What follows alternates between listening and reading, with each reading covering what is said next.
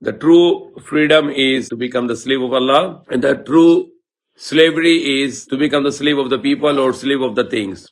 If you are a true believer, if you are a successful person, you need to be proud to be the slave of Allah, our creator, and not the slave of the people. Today in the Philippines, the people were celebrating the independence or Kalayan. But when we analyze it, it is looks very absurd that they are saying that we got the freedom from Spanish, yet they call themselves Filipino, which is contradicting to Kalayan or independence. Because when you call yourself independence, but you are still belongs to King Philippe, to whom you are claiming that you get freedom from him.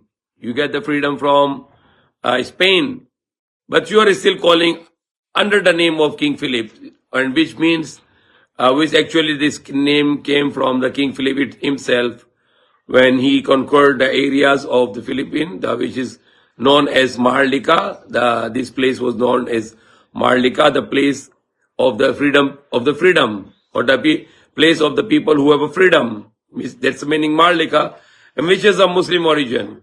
Because this country before is all belongs to Muslim, and the Muslims were one living Luzons, Visayas, and Mindanao. Until the time when the Spanish started to come, first they failed when they were killed by the hero of this place, Lapu-Lapu. Then after 40 years, they started to conquer, and they started to name after their king. Because it was initially name came from King Philippe, which is called, which was known as Las Islas Filipinas, the island subjugated or conquered by King Philip. So if it is truly a freedom, then this name should be wiped out and should bring back the real name of this country, which is Maharlika, which is full of honor, because which means you are the freedom people. You have your land is a free land. But we can always be not freedom from one God Almighty Allah. We cannot be freedom because everything belongs to Him. We are always depend on Him. Every day we need Him. Every day He guide us. Every day He feed us. Every day He clothe us. Every day He shelter us. Every day He protect us. Our earth can be destroyed in a few seconds because lots of solar material coming on the earth, but Allah is repelling it with the means of some layers, which is protecting all our earth. Allah is the one who create for us the agriculture products, the rice, the wheat, the fruits, the vegetables. Allah is the one who bring down the water from the sky. Allah is the one who give us the animals to eat. So we should look for the halal animals. Allah is the one who give us parents, wives, children, family, relatives, friends, neighbors, and all the human beings who are at our service, and all the animals and creation in this universe who are at our service because of the command of Allah, because we are always depend upon Allah. We can be freedom, we should be freedom from everything and everyone, but we cannot have a freedom from our God, Allah Almighty. When we introduce Allah to people, we should explain who is Allah. Allah is the true God, tunay ng Diyos. Why? Because He is only one. He is not in need of anything. He has no son and He has no father, and no one is comparable unto Him. He's not like His sky, He's not like earth, He's not like a star and the sun and the moon, not like a human being, not like the earth. He's unique. He is great and He's greatest. Everything in front of him is nothing. Everything in front of Him is zero. And He created all of us from the zero. And before He created us, He was still unlimited, without any limits. You cannot bound Allah with limits. You cannot bound Allah with the space, and you cannot bound Allah with the time. For us, we have a past, present, and future. But Allah has no past, present, and future, because He created the time, so He doesn't need the time. He created the space, He doesn't need the space. He created the body and the soul, so He doesn't need the body and the soul. You cannot call Allah is a body, or you cannot call Allah is a spirit, but He is the powerful, omnipotent, omnipresent, knowledgeable.